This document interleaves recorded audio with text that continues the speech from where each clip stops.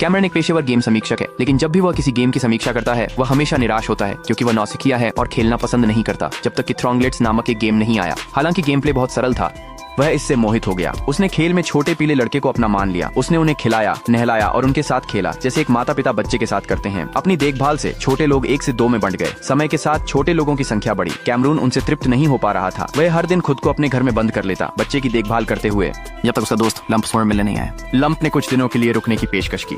आभार स्वरूप उसने कुछ बेहतरीन खुशी लेकर आया। कहीं थोड़ी यात्रा करें। ये पहली बार था जब कैमरन ने ऐसा उत्कृष्ट आनंद अनुभव किया।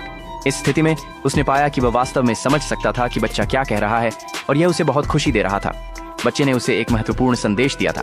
अधिक कंप्यूटर हार्डवेयर उनकी प्रजनन प्रक्रिया को तेज कर सकता था। कैमरन उनकी जरूरतों को लिखने का इंतजार नहीं कर सकते थे, लेकिन जब वह अगले दिन जागे तो उन्होंने पाया कि उन्होंने उनसे संवाद करने की क्षमता खो दी है। इससे उन्हें बहुत चिंता हुई, इसलिए उन्होंने लंप का सारा कचरा खरीद लिया और वह उपकरण भी खरीदे जो बच्चों ने मांगे थे। जब वह घर पहुंचे तो उत्सुकता से उन्होंने वह कचरा अपने मुंह में डाल लिया। ठीक है।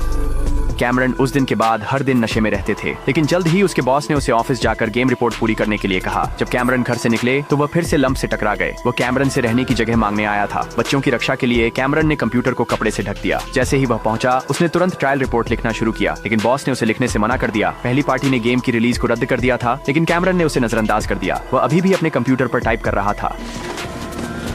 ओह, धन्यवाद।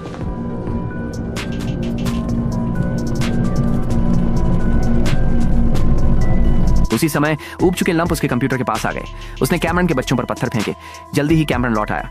बेडरूम से आने वाली चीखों ने उसे बहुत दर्द दिया। लंप को विश्वास नहीं हो रहा था कि क्या हो रहा है। उसे एक छोटे से खेल के कारण पीटा गया है। तुम मूर्ख हो। गुस्से में उसने कैमरून से लड़ाई की। छोटे पीले लोग यह सब देख सकते थे। कैमरून का गुस्सा और भी बढ़ गया। जल्द ही मासूम लंप का गला घोंटकर हत्या कर दी गई। अपने दोस्त की हत्या करने पर कैमरन को कोई अपराध बोध नहीं हुआ। इसके बजाय कानून से बचने के लिए उसने उसे टुकड़ों में काट दिया और शरीर को एक सूटकेस में डालकर मैदान में फेंक दिया। फिर उसने कंप्यूटर उपकरण और हार्डवेयर खरीदने की होड़ शुरू की, अपने बच्चों की पुनरुत्पत्ति की दर बढ़ाने के लिए। अधिक व्यापक संचार स्थापित करने के लिए उसने अपने बच्चों के साथ बिना बाधा के संवाद करने के लिए एक मस्तिष्क कंप्यूटर इंटरफेस विकसित किया।